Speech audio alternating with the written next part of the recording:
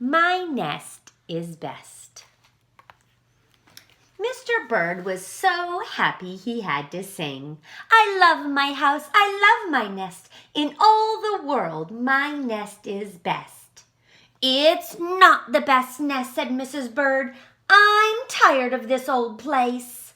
So they left the old place to look for a new one. This place looks nice, said Mr. Bird. Let's move in here. But somebody had already moved in. I like this one, said Mr. Bird. It has a pretty red flag on the roof. This looks all right, said Mrs. Bird. But it was not all right. I'm going to pick the next house, said Mrs. Bird, and here it is, right here. They went right to work. They needed many things to build their nest. They got some mattress stuffing, some horsehair, and some soda straws.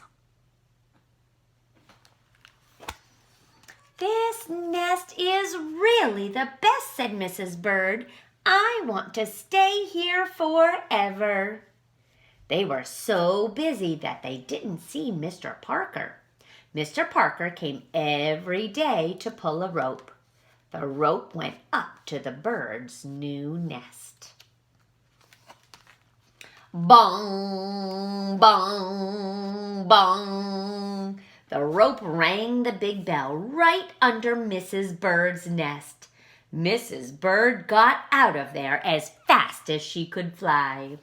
When Mr. Bird came again, all he could see was a mess of hay, straw, and string. Where was Mrs. Bird? Mr. Bird looked everywhere for Mrs. Bird. It was getting dark. It began to rain. Mr. Bird could not see where he was going.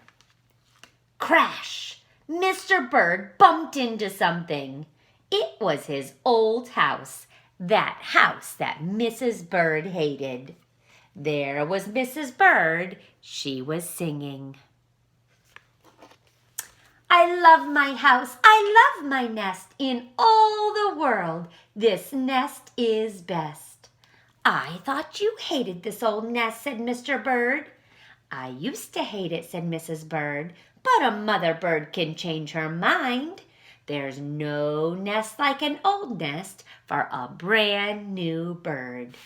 And when the egg popped open, the new bird thought so too.